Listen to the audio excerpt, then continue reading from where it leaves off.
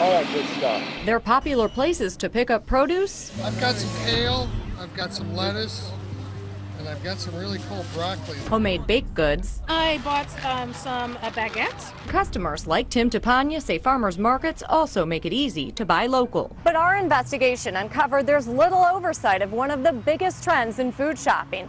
We requested state inspection reports for 8 counties in our area, but we only got reports for 4. The reason, the other 4 counties were never inspected. There were quite a few counties we didn't get to. State inspectors didn't hit markets in Ashtabula, Lorain, Portage, or Summit counties last year, according to Terry Gerhardt, the Assistant Chief of Food Safety for the Ohio Department of Agriculture. There's over 400 markets in Ohio, and most of them are on Saturdays.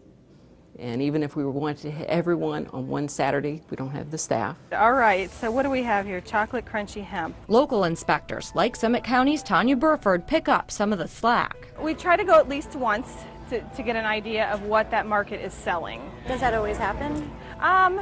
Not for every market every year. Our investigation also found there are problems at farmers markets. Probably should be using some gloves when you're doing the... Right after our interview, Tanya found a lemonade stand violating safety rules. I don't know if Paul ever told you this, but you should have your original out here. Did he ever mention that to you? Well, I did, but it blew away. And a vendor who didn't bring his license, which is a requirement. We're looking for 41 or less, and we're at 45. Our crew in Cincinnati followed a Hamilton County inspector. She has no license. She's got no hand washing station. She's got no anything. He found this vendor at the Anderson Township Market wasn't storing sauces at a safe temperature. I apologize, but we'll have to shut it down.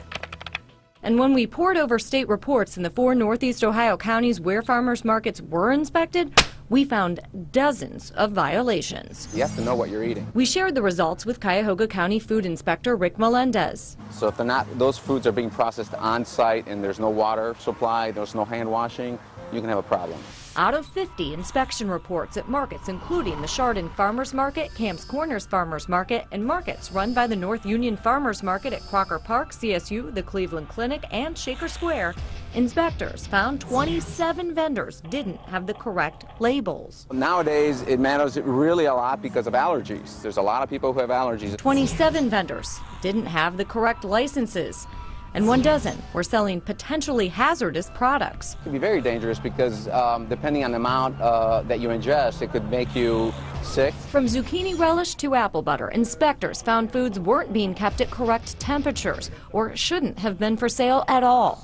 They even found cupcakes that were more than just a danger to your waistline. There's a lot of fancy cupcakes now that would have some cream base or butter base where it requires refrigeration, then yes, that's a potentially hazardous food. Most foods at farmers markets are low risk, but inspectors say make safety a high priority. I think folks really need to be concerned anytime that they're buying food. Especially when there's no guarantee any farmer's market has been inspected. You're under the illusion that it's better for you and it's healthier food and you're going to buy it, and maybe it's not.